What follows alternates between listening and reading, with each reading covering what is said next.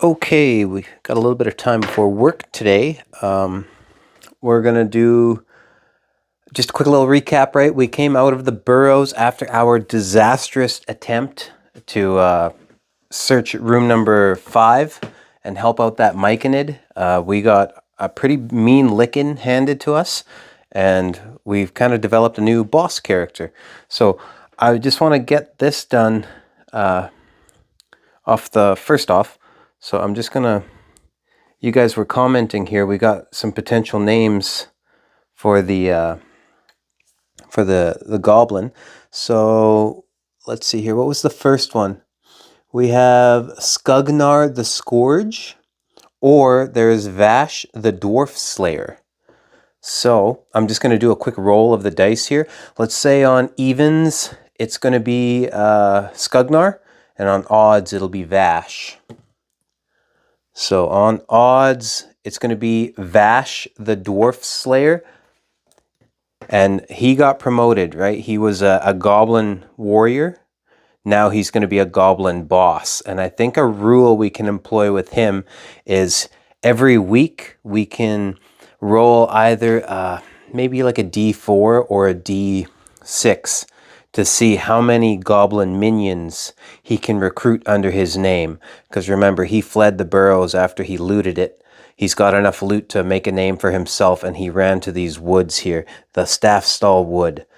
And now he's a boss, and he could potentially be growing a little army here, a little clan. So I think that'll be the rule we're going to do, maybe at the end of each week, starting today. So he got his promotion and his loot, and then maybe next week we will roll for his minions. Now, for us, we escaped. Golly has 0 hit points, but we drug him out, and we waited the hour. We checked. We did one monster encounter check for the wilderness and had nothing. He regained a hit point, and now we're trying to take a long rest and have a sleep. So we know he's going to regain his spell slots after, or what is it? Well, he'll regain. Well, we could do a short rest outside and get burn up a D8, right? So 4.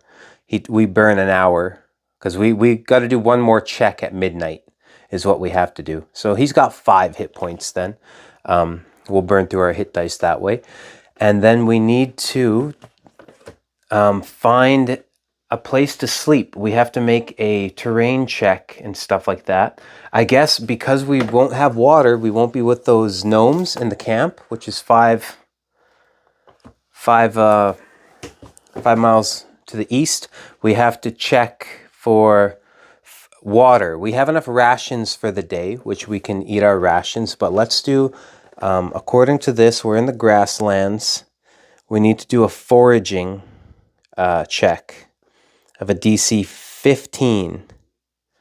So we're going to do that. Let's have Summer make the first check for water. Whoop. Look, oh, that rolled off camera. Hopefully that shows up. But a 20. So we got some water. Thank goodness.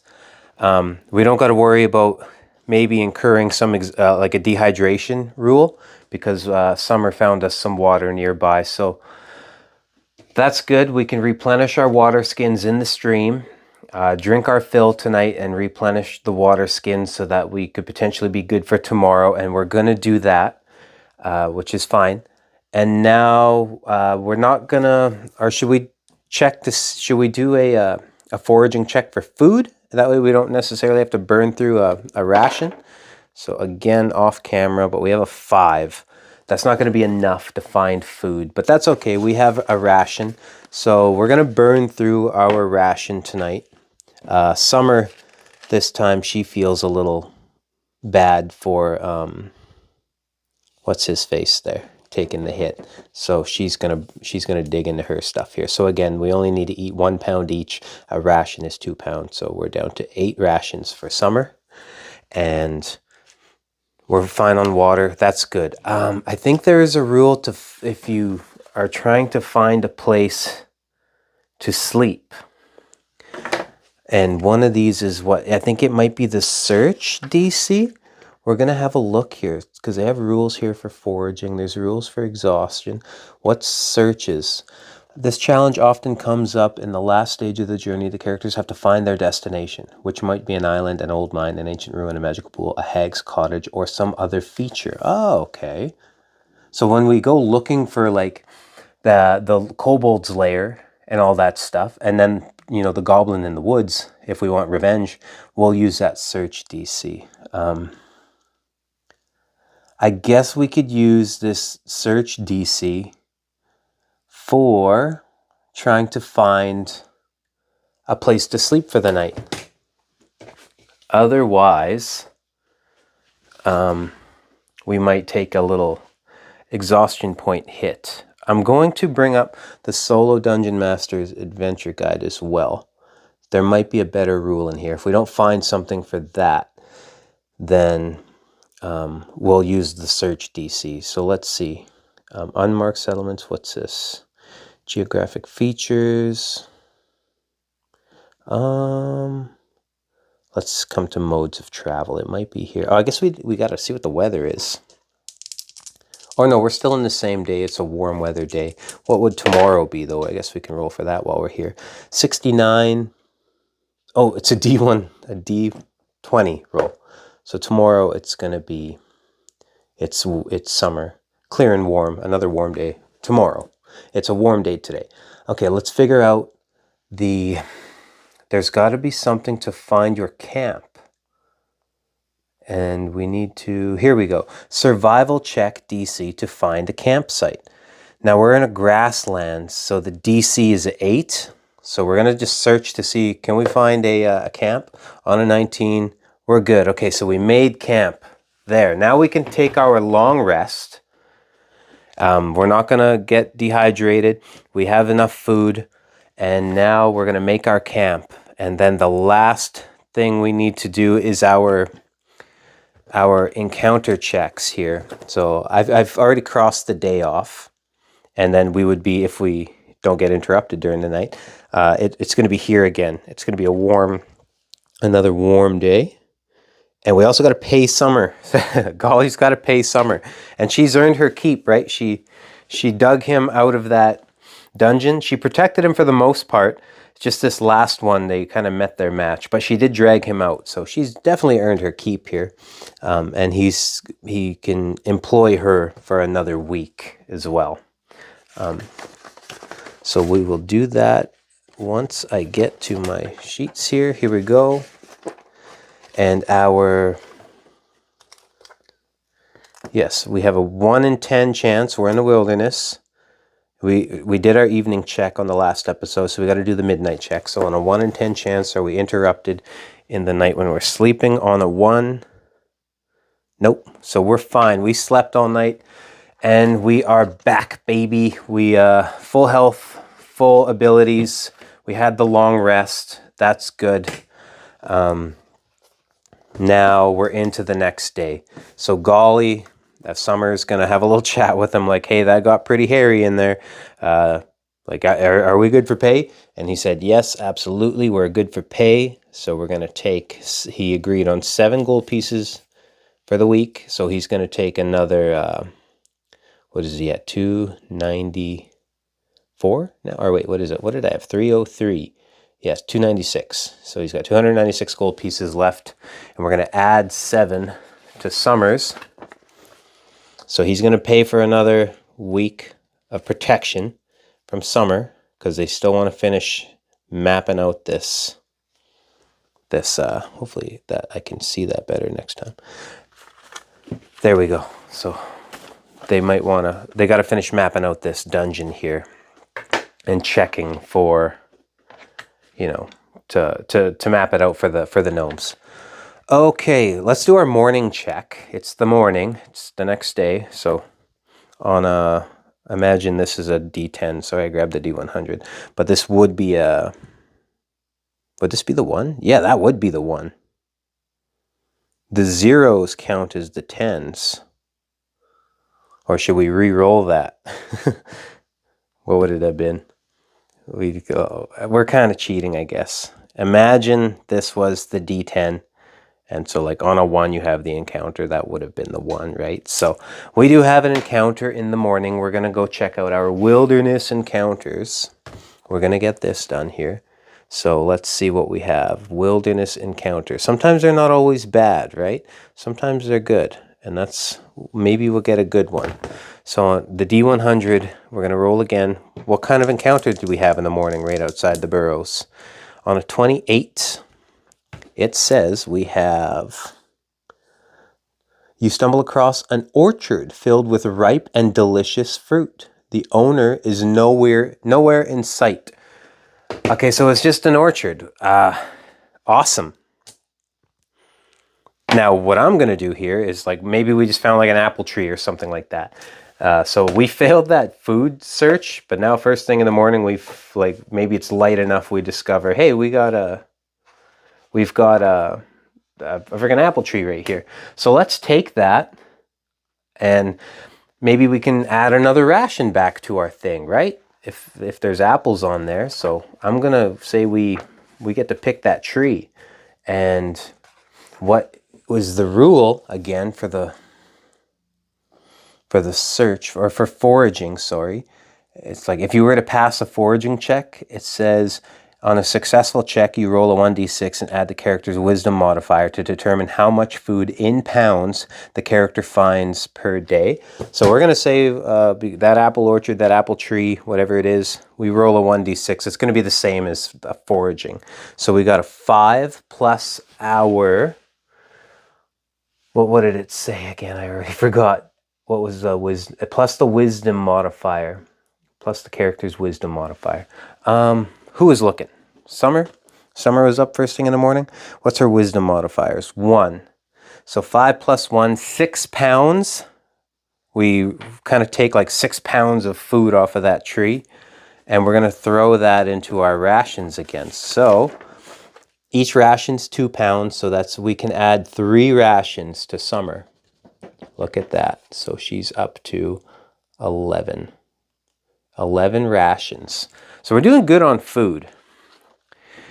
We burn through water pretty quick, and I almost want to go buy some more water skins so we can kind of be good for like 2 days. Summer can carry a lot. That, or we could buy like a cart and a mule later on to hold all of our stuff. I got to tally up all the weights of the coins and the 15 daggers and stuff. I think a dagger is like a pound. And so she's got 15 daggers on hand. That's 15 pounds. But again, she's got that feat where she can carry 480. But eventually we're going to be getting pretty close to our max here. Especially if we have to like drag Golly out again. She might have to drop some loot, drag him out and go back for it. And yeah, we want to avoid that. Okay, so all done. We've done these. We're good to go back into the dungeon. We've done a lot of these checks now. The morning check was good, was nice to us. So let's get back into this burrow. And we're going to travel. We still have some oil. We're still burning the lamp. I got to tally up how much we fled by. So we didn't find a new room that last go, but I do have to tally up because we traveled 40 feet to room 5. And then I think we ran back out the same way we came, which would roughly be 40 feet as well, right? What is that? We were in here. We kind of played around in here. So it's like 5, 10, 15, 20, 25, 30, 35, 40. Yeah, so it's 40 feet to flee again before we had to douse the lamp to flee. And that was the end of this day. And then this is the end of this day. We start the Wandering Monster encounter check right when we enter. So let's see, we entered the dungeon on a 1 Wandering Monster. No Wandering Monster. Okay, now we're going to go right back up to room 5. Let's finish exploring room 5. So we know it takes 40 feet back and forth, back and forth. 40 feet back to room number 5. And we don't count the clearing of the room again once we initially get there, right? We've already kind of searched it. We know what it is. So now let's try and see what we can find. If we could have saved that myconid sprout in the previous episode, we could. He was gonna tell us about this little secret door that goes to room 6, that ventilation shaft, and that's where he worked his way through. But the whole plan completely fell apart. Vash the Dwarf Slayer absolutely clapped our cheeks and sent us running. So now we need to do a check, a wisdom check, I believe it is, or perception check, to see if we notice the secret door. Now I need to find out what the DC would be.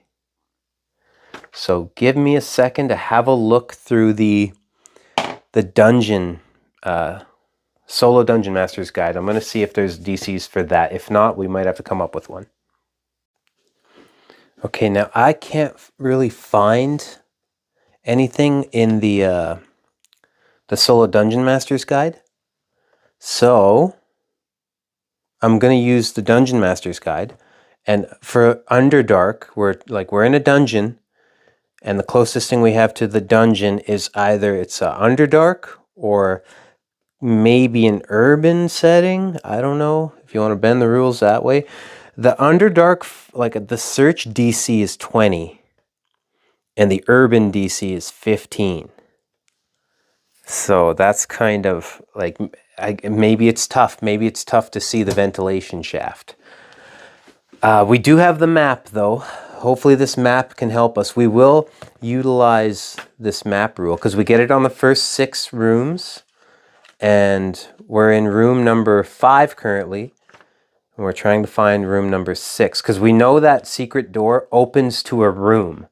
And we got to add plus 40 to the room contents. But if we just can't find the room, we can't find the room. Okay, so I'm trying to find the map rules. Sorry, it's on the items. It's in the items list. So we're going to flip on back here to the items. Bear with me, bear with me. Where the heck are these items? Here we go. So coming on to the map. Let's go. So you can we get plus 5 bonus to wisdom survival checks you make to find your way in the place represented on it. But we're gonna add that map to the that plus 5 to our roll, especially if we have a DC 20. If we have a DC 20, do we count that, or do you count the dungeon? The dungeon itself, because there is an Underdark portion, right? This could all be considered urban. Maybe it's built, and then we do start getting to the Underdark, which is like a separate little thing. This goes all to the Underdark. Maybe we fudge the rules that way. The ventilation shaft would be considered something built already. Maybe, right? Maybe there's a way in here, unless it's gouged out. Boy, oh boy. This is just me trying to make shit happen, make it work. So on, what is it, Summers, who's checking, right? Who's checking here? Summer has a 3. No, that's survival. What would this be? Perception? Or investigation? Hold on, let's pull up some rules again. Okay, so in the player's handbook, it says perception. Using a combination of senses to notice something that's easy to miss. So because we don't know about the secret door, because that myconid couldn't tell us, that's going to be a perception check. Now, we add her 3 to the 2 is going to make it a 15. And then if we add that rule of getting the plus 5, because we paid for that map, and we get to add that plus 5 to things, that would just make it to 20. So that works out for us. Summer notices, even on a search DC of 20, with all our buffs and stuff, she notices that secret door vent. Maybe the air is flowing through, or she sees like a little disturbed dust trail from where the myconid came through in this room here. So she notices the secret door. Thank goodness. Now, because otherwise, if no one noticed, we wouldn't have been able to clear this dungeon. Because they wouldn't know there's another room in here. And we know there's 10 rooms we got to solve for. So we would have one empty. So technically we wouldn't be able to clear this. And I was kind of stressing about that, but it's going to work out for us. So let's find out more about the secret door. We know it opens into the room, and when we had initially rolled on this, I wrote down a little note here that says we have to add plus 40, I think it was. Hold on, let me pull it up. My notes here that I wrote for room 6, secret door, ventilation shaft. It said add plus 40 to the contents roll. So we need to go to the room contents. We know it's going to the next room. So let's have a look here in the dungeon generation. We're going to the room table. And the room table, we're going to roll a d20 to find out what kind of a room it is. Oh, that creeped under. Let's see what it is. A 4. So on a 3 to 4, it's a square. And I need to roll a 3 to 4. It's going to be a d4 plus 1. So 1 plus 1. It's going to be 20 feet on all sides. 20 feet on all sides. And I'm not going to roll for the exits for this one, because this will be room 6. This opens into room 6 on our big map, but then we have a door here, so we know this is going to go technically to like 7 maybe, but then we have 2 down here. That could be 8 and 9, right? So I'm just going to say this is just a room, no exits. Let's find out what's in the room. This room we're going to make connect maybe to this Underdark area.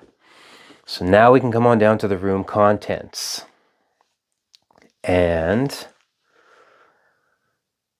we're going to roll a D100 for this. So let's get our D100s.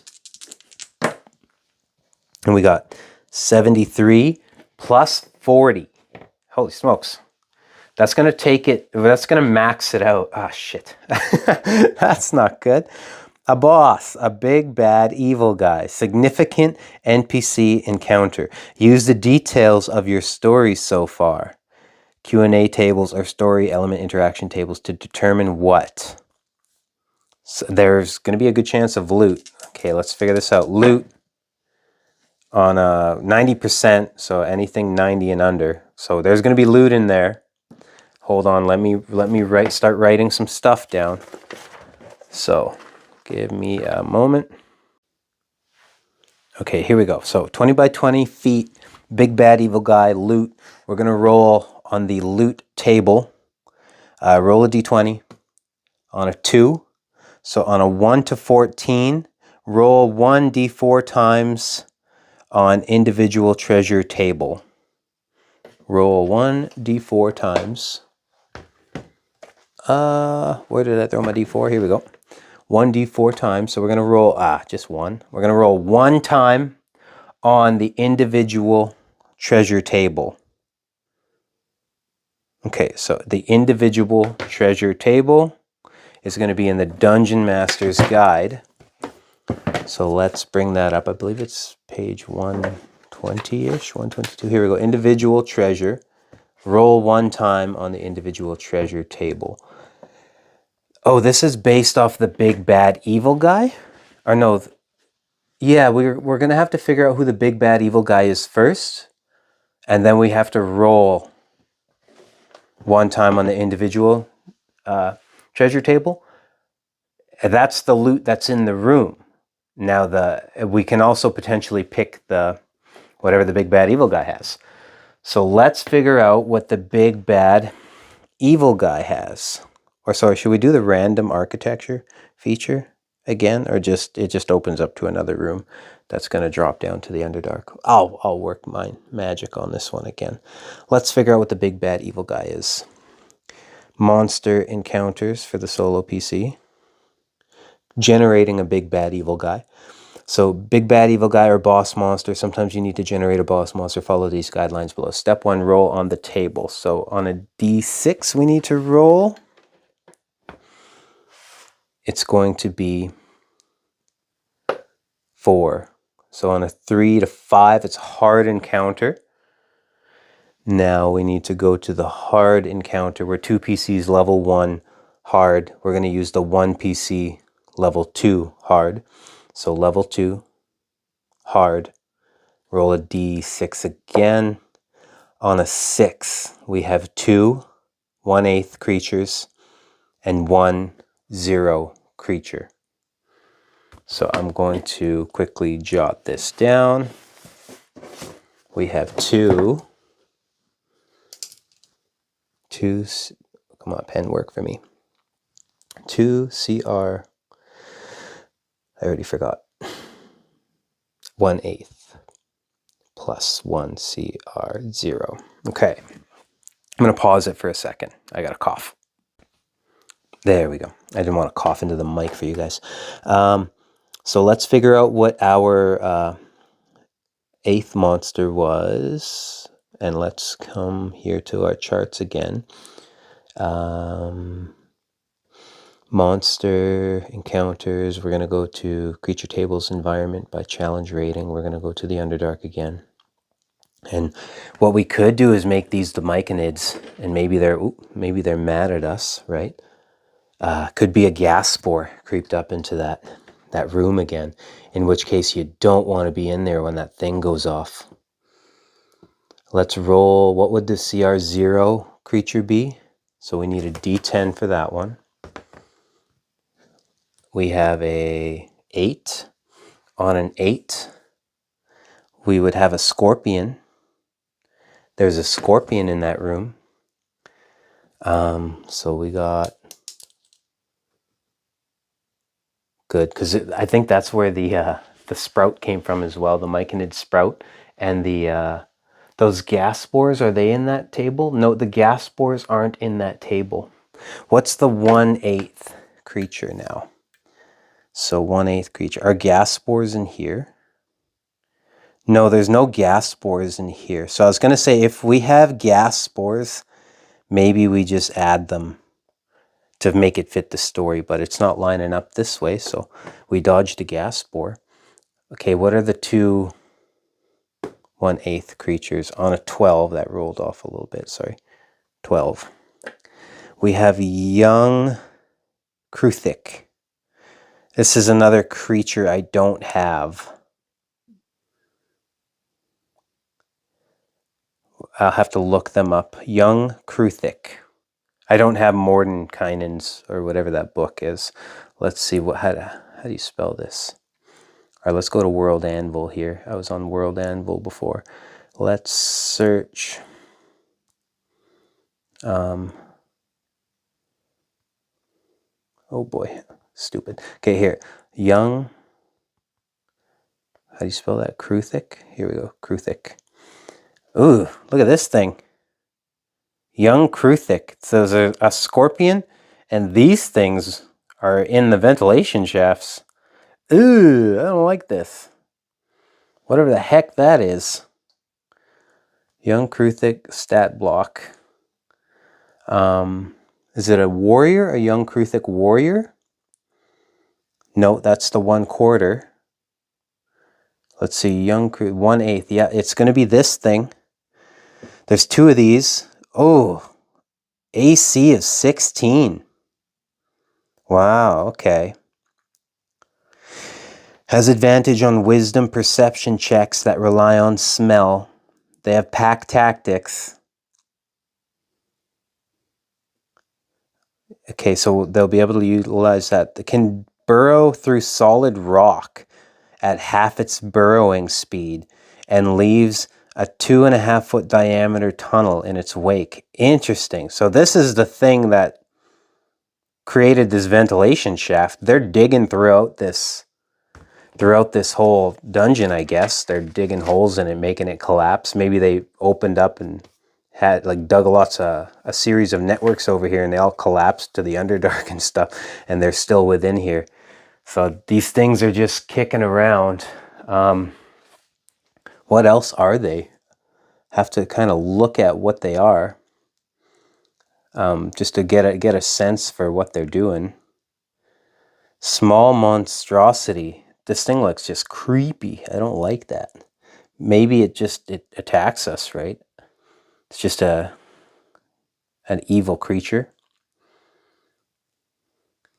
Maybe we got to fight these things if we want our shot at the loot. Here we go, Underworld Anvil. Unaligned, small monstrosity, unaligned. I guess now we'd have to roll on what does the monsters do to find out if it thinks if we're a threat, right? If it's unaligned, because usually when I just see evil, it's evil, they attack. But let's find out what these things are going to do. So what do the monsters do? Monster intentions and tactics table. Add 15 to the roll for all big bad evil guys. So we're going to add 15 to this roll to figure out what they do, and we need to roll a D100. So this is 66 plus 15. Oh boy, that's going to take us into the 70s. Right? What would that be? 70, 81? I think that's 81. Wait, what's my math? Yeah, because 14 would take us straight to 80. So 81. Monster has offspring or something it wants to protect nearby and sees you as a threat. It attacks immediately, possibly guarding a certain area. Oh boy. How about the little scorpion fella? We'll run it as a scorpion block, but it's a baby Kruthic as well. And this is mommy, daddy Kruthic. They're attacking. So we have another combat. We have to battle a Kruthic, a young Kruthic. And I'll rig it up now. Okay, I do have like a little room on my maps here. I have like a little dungeon map sheet. And this is that 20 by 20 feet we're looking at, right? 5, 10, 15, 20. So this is like the size of the small room. This way I don't have to draw it out. We can kind of just get right to playing. Let's stage these guys first off. So where's Kruthic number 1 going to be? On a 4, he would be right in this zone. And then he would be where Summer is. But Summer's creeping through the door here. So I don't know. We'll just put him right here. She just comes right face to face with this thing. Number 2 is going to be 3. And he's just right there. So they're going to have pack tactics right off the hop. Summer's going to have to try to pivot out of the way and make room for Golly to get in here. His light is shining this way. It's like kind of coming here. So it'll illuminate some of this. He is still holding the lamp. The little baby. So yeah, this is the closest thing I had to like a creepy looking thing. It's just spiders.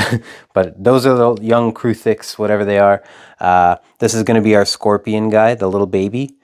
He's going to be where 4? 1, 2, 3, 4. 1. Oh, it's right here. They're just all in a little cluster, a big old cluster here.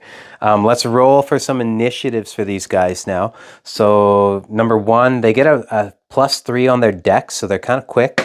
So he's going to, look at that, 18 plus 3, so 21. This guy's going to get 6 plus 3 is 9. And then the scorpion. The scorpion's going to have a 3. Where is... I believe scorpions are in the player's handbook. They're at the back somewhere here. Here we go. So scorpion, there we go. They have an initiative of 0. So we got a 3. So this little baby scorpion just doesn't know what's going on. Summer can go, so we're gonna roll for Golly. Golly's got an 8 minus 1 for his deck, so he's 7.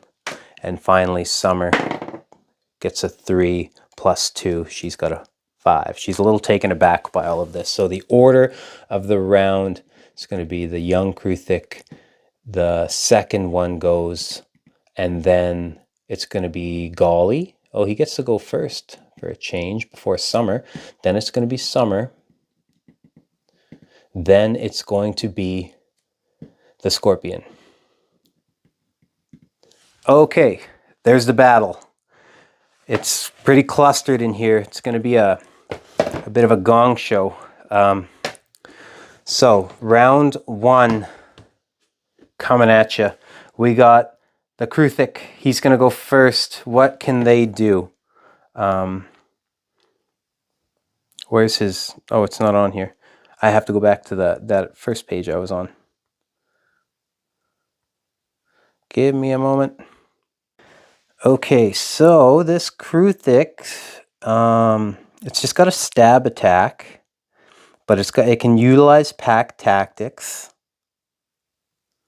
Has advantage on the attack roll if at least one of is within 5 feet of the creature. Yep. The Tunneler can burrow through solid rock at half its burrowing speed and leaves a 2.5-foot diameter tunnel in its wake. That's, I guess, if it needs to flee, it can just flee out of any direction it wants. It can just dig a hole and get out of dodge. So we're going to have to take it out pretty quick. So he makes an attack on Summer, I guess, because Summer is just right there, head first. It's going to be a 9 plus 5, so a 14. I believe that's going to hit. Sorry about that. Yes, 14. Summer's got an AC of 14. He's going to hit, and it's going to do 1d4 plus 3 damage. So 1d4 plus 3. It's going to be the 1. We rolled a 1 plus 3. Does 4 piercing damage to Summer. And that drops Summer down to 10 hit points. And that's going to be its move. Sorry about that. And maybe, does it stay put?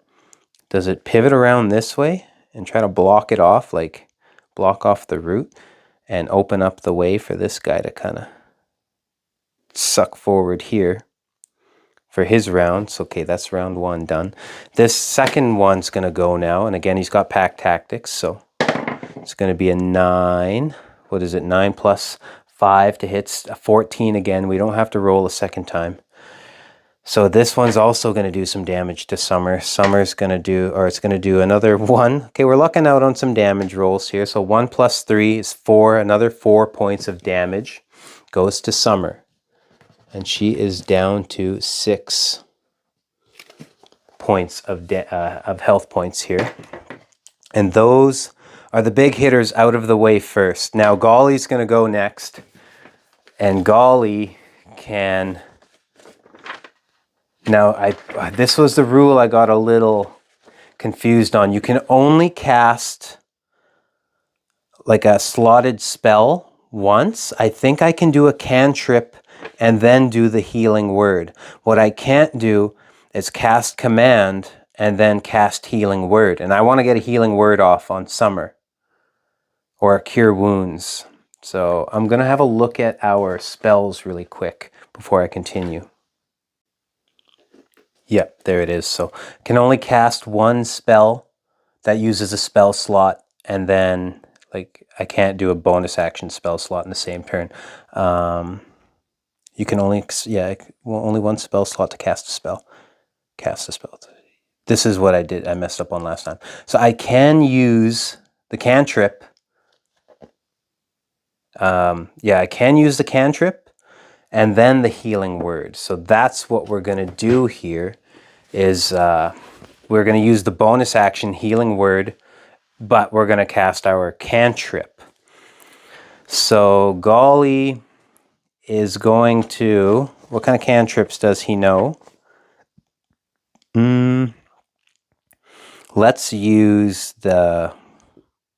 I guess the Sacred Flame never hurt anyone. What kind of wisdom saving throws do these things have? So they have 0 wisdom, so that's good. They won't need to add that to their modifiers, right? What about the Scorpion? The Scorpion has a -1 to a wisdom. Should we just target the little baby Scorpion and potentially get him off the table for attacks? Because his attack roll does a 1d6. No, it just does 1 piercing damage plus 3. It doesn't do like a whole lot of damage. Oh, it does poison damage. That's what that is. Let's get rid of this Scorpion potentially. So we're going to cast Sacred Flame, the cantrip. So this would be the Scorpion using a saving roll, right? That's the roll for Sacred Flame. I think, right? Let's bring it up. Sacred Flame, 313. Sacred Flame says, the target must succeed on a dexterity saving throw or take 1d8 radiant damage. A dexterity saving throw. Okay. So what kind of dex does the scorpion have? So we got a 13. Its dex is 0. The dex is 0. So on a 13 plus 0, it's just a 13. Our spell save DC is 13. I think he met it. I think our spell does not go off on the scorpion. The Sacred Flame does nothing. The target gains must succeed on or take 1d8 damage. Yeah, so that did nothing. Oh. Okay. Right? If you meet the DC, you're fine. That's how we've been playing it. That's how their attacks are working. So, now that's a dud. Let's do the Healing Word now. The Healing Word is our bonus action spell. On 284, we're going to go check out the page here. How much can we, and we're going to cast Healing Word on Summer because she took a couple hits here. Now, Healing Word as the bonus action within your range regains hit points equal to 2d4. Whoops, hold on. Roll it on camera for you guys. So 3 plus 1 is 4, plus your spell casting ability modifier, which is Wisdom. So we have 4 plus 3. So she gains 7 hit points back. And we are back up to 13 hit points for Summer. Okay, good. And that's going to be Golly's move. He's hanging back. Now Summer goes, and she gets all her rages again. She's going to use a rage, enter into a rage, bonus action, boom. I forgot to erase it from the last time. So we're going to use this rage, and she's going to swing on this first creature, that first guy, and with the great axe, potentially getting a cleave. And she's in a rage. She's going to be resistant to some things now. That'll be good. And I think we'll do the Fire's Burn to that as well, hey? What do you think? Fire's Burn. Okay, let's see. She's got to make it first, though. On a 4. God dang it anyway, man. 9. On a cleave. We don't get the cleave unless we hit. She just misses. Summer, what's going on? Yeah, that's it. That's all she can do. Oh, this is a nightmare again. Summer, you kind of suck. Okay, let's see what it's back up to the. It's the scorpion's turn. What's the little scorpion? What can he do? He's going to make an attack at Summer. He's got advantage with his parents there. 5 and a 1. He's going to miss. So that's done. What's done is done. Does he try to creep back? He's a little baby, or does he just, they got like a whole family thing going on. Let's have him suck back. And he's not going to disengage from this. He's going to stay, he's engaged with her still, and just kind of suck back a little bit. And that's the scorpion's move. Okay, round 2. He's going to attack. Pack tactics, he gets advantage. 12 plus 18, that's going to hit. Once again, let's see, they do a 1d4. So, ooh, shit. 4 plus 3 piercing damage. So 7 piercing damage. But we're resistant to piercing damage with her rage, I believe. Let me have a quick check. Yep. So 7. Yeah, 7 piercing damage divided by 2. Do we round down? Do you round up or round down? Let's round down. We'll do the same for us as well. So 3 points of damage. She's back down to 10. And Now that's going to be his move. What's the second guy do? We don't even need to roll a second time. That's going to hit. Second guy does 2 plus 2 plus, I lost it, 3, 5. So divided in half again though, so 2 points of damage. Does another 2 points of damage. Okay, so down to 8 hit points because she resisted that damage type. We're slowly going to get this baby to try flee, maybe. It's a little baby, right? Okay, there we go. Round 2, we're back up to the good guys. Okay, we're going to try that same tactic. We're going to have to get a heal off on Summer again. So we're going to burn that. We burned 1 spell slot. I didn't write it down. But we're going to do that same tactic. Let's try take out the baby with a Sacred Flame. And hopefully it works. Or let's have a look at Spare the Dying first. Is this an easier one for us to get off? 318. 318. We want to utilize any kind of help we can get. 318. Spare the Dying. Oh no, not Spare the Dying. What am I? Toll the Dead. That's the other one. Spare the Dying's for when things are completely off the rails. And we got to bring everybody back. So 334 we're going to check out. 334. Toll the Dead must succeed on a Wisdom saving throw. That's the one I wanted initially. So I messed up that first one. I remember one of these spells went off of Wisdom. Okay, so we're going to do Toll the Dead on the baby. Here's its saving throw is a 6 against our 13. It's not going to do it, so it's going to take 1d8 necrotic damage. The target must succeed wisdom or take 1d8 necrotic damage. If the target is missing any of its hit points, it instead takes 1d12. So, ooh, look at that, 8. Perfect. Things are finally turning around for us.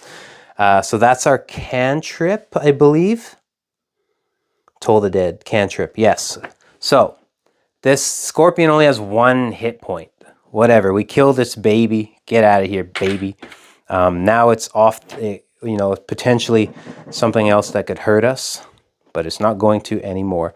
And that was our cantrip. Now let's do our Healing Word bonus action and burn through all of our spells, right? Healing Word, we're bringing it on back to page 284. And it is 2d4 plus the spellcasting modifier. So here we go. 2 plus 1 is 3. 3 plus 3, I think it was. Yeah, our wisdom is 3. 3 plus 3, so 6 health points. There we go. Summer is all the way back up to 14. She's maxed out again. But we've burned up all of our spell slots now. But it might be a little bit of an even fight. So now, Summer, because she took damage the last round, she's still in the rage. She's going to swing on him and potentially cleave.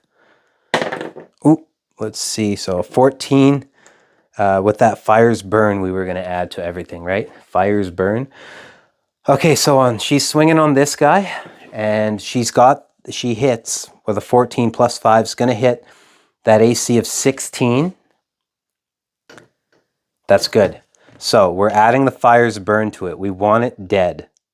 We got to roll a d12 for damage.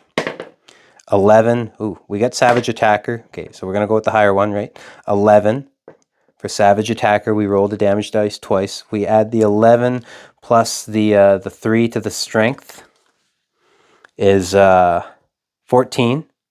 So this guy's dead. Boom. I guess we had declared that we're going to use our Fire's Burn. Right? So we'd used our Fire's Burn on that guy. And it was for an 8.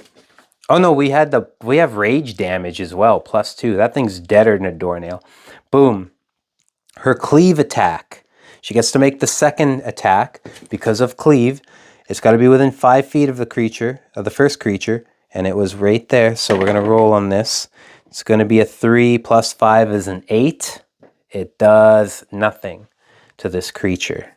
And I got to write down we used up a fire's burn as well, even though we shouldn't have, I guess. We didn't need to, but we did it. Now, that's her move.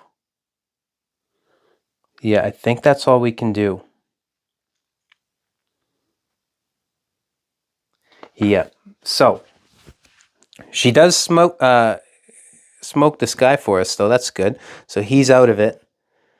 And that was Summer's move. Round number 3. This thing is now outnumbered 2-1.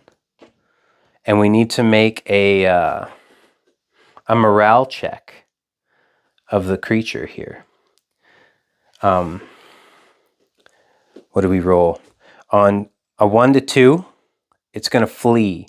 It's outnumbered 2-1.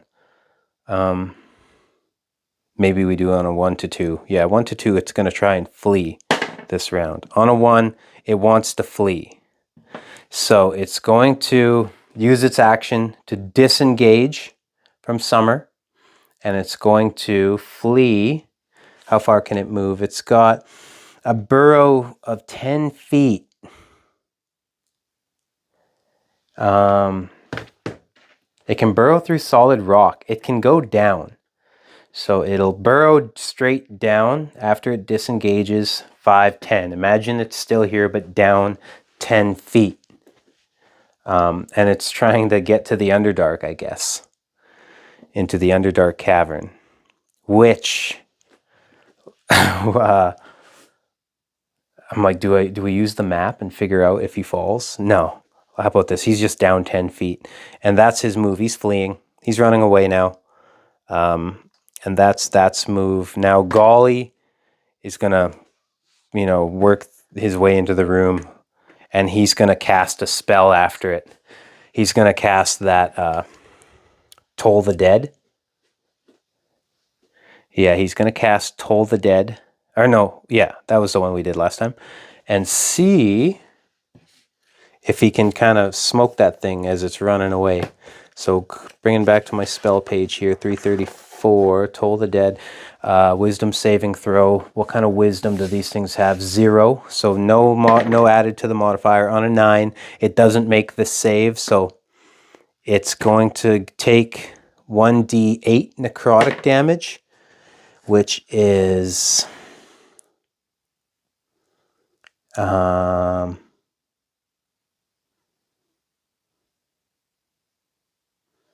yeah, because what does this do? Because he's got the light. He can shine the light down into the hole. Because he can only go 10 feet. He burrowed 10 feet. And he shined this light into the hole. He gets 15 feet of light. So he can still see that thing for this damage to hit. Okay, so that's 5 points. This thing has 9 hit points. It's got 4 hit points left. And now it is Summer's turn. That's Golly's move here. So you don't get bonus actions or anything. Summer is going to... she's in a rage. Still in the rage. And she's going to... maybe she pull out her spear. Maybe she tosses a spear down there. Or a hand axe. Let's have her throw a hand axe down the hole at it. Potentially, hey?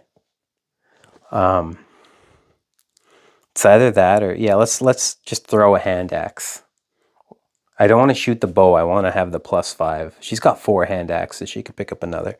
So here we go on a 7 plus 5. It's going to be a 13. The AC is 16. She misses. And that's about all she can do there.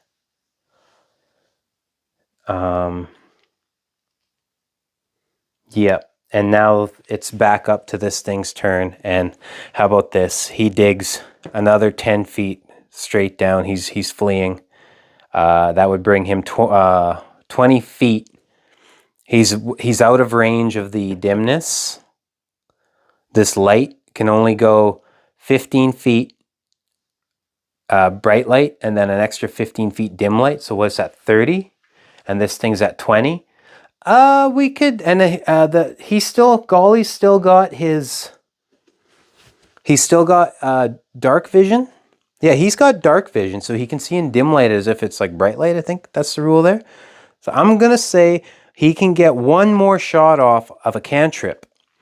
He can still see this thing, because it says on Toll the Dead, a creature that you can see within range, the range is 60 feet, we would still be able to see it with our light plus the dark vision of 120 feet. So he can still see this thing tunneling. He might not be able to the next round. So he's got to make this. If he can make this, he kills the thing. So this would be its wisdom saving throw. It needs a 13. It misses. How about that? Now, 1d8, or if it's missing any hit points, it takes 1d12. 11. Good. Good. We killed it. Whew. We killed a happy family of young Kruthiks. Goodbye, family. But we cleared this thing out so it can't potentially spread and have more things breeding and growing, right?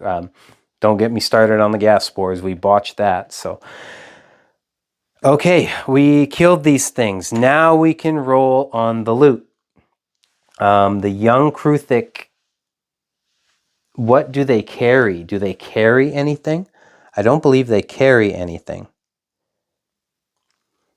Yeah, they won't have anything on them, I believe, is how that works. Because they're just like a creature, right? They're not gonna hold anything. What you could do is say like, oh, maybe we could take some of its armor, make a shield out of it, like gut it and take its shield or something. Whatever. We're going to just roll on the individual treasure table instead. Roll on the table, roll on the table.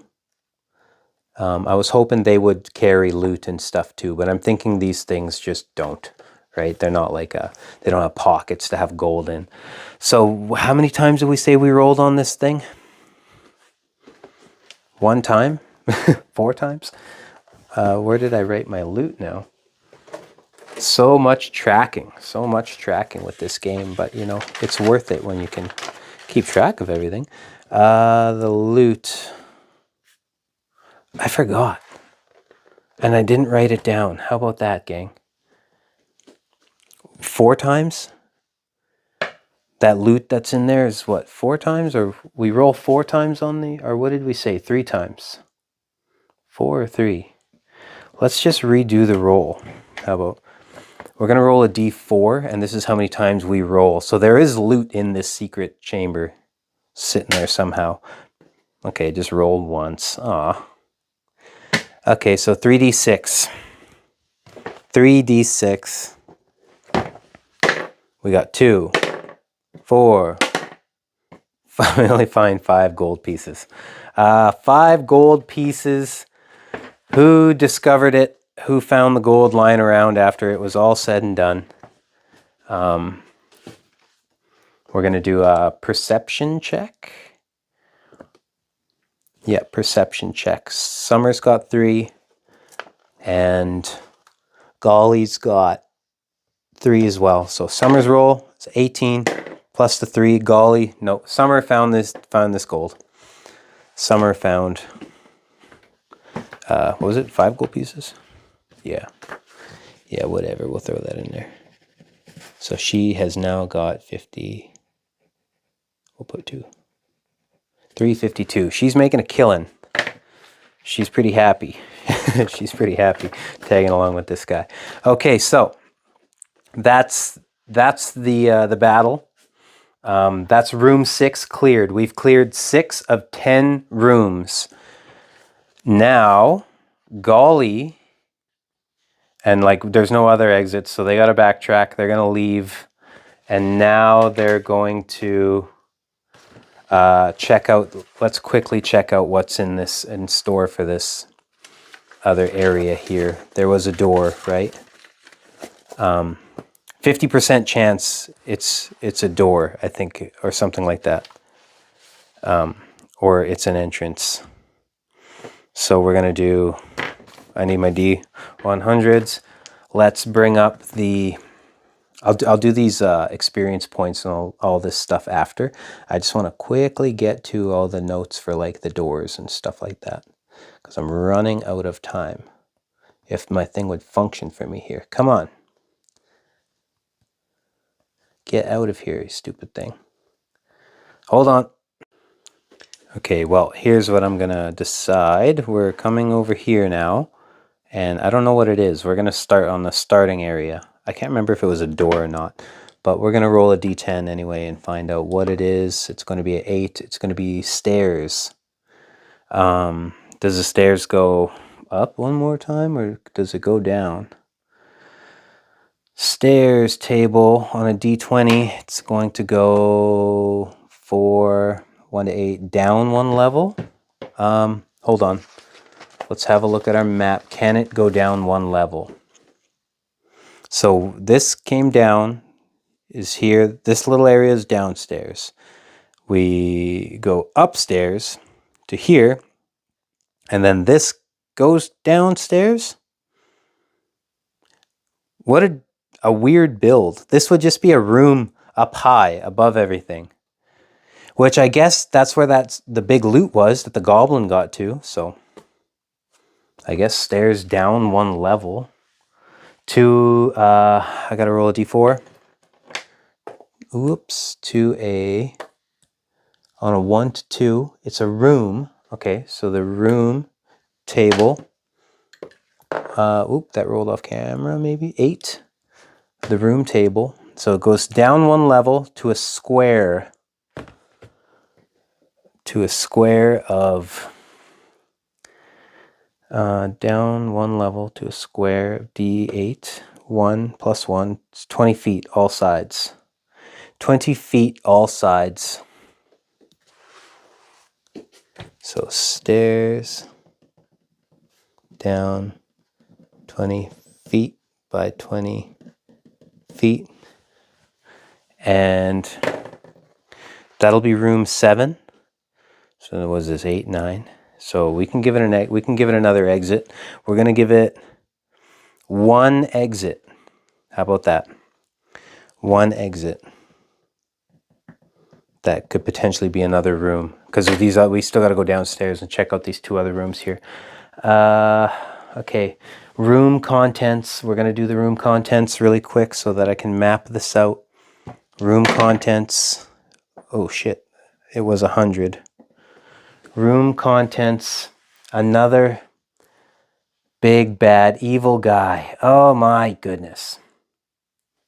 Big bad evil guy again. Bad evil guy. Well, let's find out what all this stuff's going to be, and we're getting ourselves into some shit. As again, loot on 89. Ooh, we just barely got some loot. So it does have loot. Roll a d20. For the loot, it's a 13. So on a 1 to 14 roll, loot is roll 1d4 3 times. So roll 3 times individual table. Okay. So, big bad evil guy. Let's figure out the architecture of this room really quick. Sorry, I'm rushing, but I gotta get to work here. Catacombs. Ooh, it's some catacombs. That way I can draw a map for you guys for the next episode. Catacombs. And let's quickly figure out our big bad evil guy. We don't have spell slots. We don't have spell slots for golly. And we have another big bad evil guy. Oh boy. Okay, generating the big bad evil guy. Here we go on a D6. Be a low roll. Come on. Yes, 1. So it's going to be a medium encounter. A medium encounter for our big bad evil guy. So we're 2 PCs, level 1, medium. Use this. 2 PCs, level 1, deadly. level 2 PCs. Is that what I said? Yeah, 2 PCs. Level 1 medium is 2 PCs level 1 deadly. So 2 PCs level 1 deadly is going to be a D6. Oh, frick, a 6. So we have 1 quarter creature. Ooh, hopefully not another goblin. Plus 1 CR 0. Okay, and finally, let's come to the contents here. Let's find out what these are. Let's come on to the dungeon, the Underdark. Let's figure out what our 0 creature is first, because it's just right there. It's going to be a... oh, no, I need a D10. That's a D12. Boink, slide them down. A 10. A spider. An actual spider this time. So we have a spider. And what's our 1 quarter? We need a D20 roll. And an 11. Another Kobold Adventure. Another one of these guys is in here.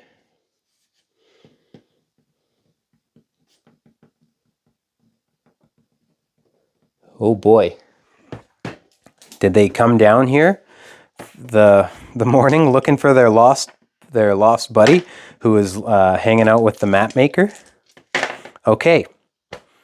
We got another Kobold Adventure and a spider that's in here, which could be his.